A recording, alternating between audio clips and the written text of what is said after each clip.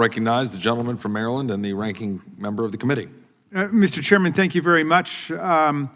Thanks to all the witnesses for being here, and special greetings to my former colleague, Professor Frost. I want to start with you because there's been a major flurry of litigation about the onslaught of unlawful and unconstitutional executive orders that have come down from the administration. And this executive order has appeared in 4 different courts. And as I understand it, all 4 of them have worked to stop it, either through a temporary restraining order or a preliminary injunction. And they were appointed, by my count, by Presidents Reagan, George W. Bush, Barack Obama, and Joe Biden, 2 Republicans, 2 Democrats. And take a look at what they said. Here's Judge Kuhnauer, who was nominated by President Reagan. Citizenship by birth is an unequivocal constitutional right. It's one of the precious principles that makes the United States the great nation that it is. The president cannot change, limit, or qualify this constitutional right by executive order. I can't remember a case that presented a question as clear as this, says Judge Kuhnauer. And the fact that the government cloaked what is in fact a constitutional amendment under the guise of an executive order is equally unconstitutional. The Constitution is not something the government can play policy games with. Here's U.S. District Judge LaPlante from New Hampshire, who'd been nominated by President Bush. The plaintiffs are likely to suffer irreparable harm if the order is not granted. Here's U.S. District Judge Deborah Boardman, nominated by President Biden to the court in my home state, in Maryland. The executive order interprets the citizenship clause of the 14th Amendment in a manner that the Supreme Court has resoundingly rejected and no court in the country has ever endorsed.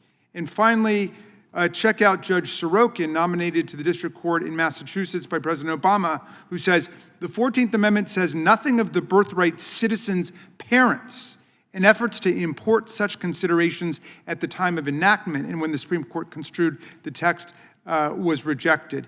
No federal judge, to my knowledge, has upheld this executive order against legal attack. Tell me why you think there's such unanimity across the spectrum among the judges. Well, first of all, the language is crystal clear of the 14th Amendment. There are thorny and complicated and broad and vague provisions of the Constitution, but the Citizenship Clause could not speak more clearly. That's what the court said in Wong Kim Ark. Its language is universal. You know, I did a little research on this last night, and I found that the leaders of the writing of the first section of the 14th Amendment were Republicans from Ohio, right?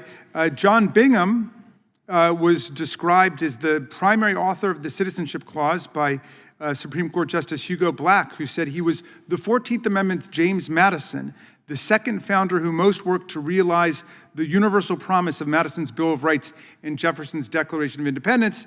And another great Ohio Republican, U.S. Senator Benjamin Wade, insisted on making the Citizenship Clause perfectly clear to avoid any backsliding in times of high partisan feeling. He said, I've always believed that every person of whatever race or color who was born in the United States was a citizen of the United States. But by the decisions of the courts, there's been a doubt thrown over the subject. And if the government should fall into the hands of those who are opposed to the views that some of us maintain, those who have been accustomed to take a different view of it, they may construe the provision in such a way as we do not think liable to construction at this time, unless we fortify and make it very strong and very clear. If we do not do so, there may be danger that when party spirit runs high, it may receive a very different construction from that which we, the founders, put upon it. Now, so I wonder what you think Senator Wade might be saying about the debate today about whether it's okay just to throw away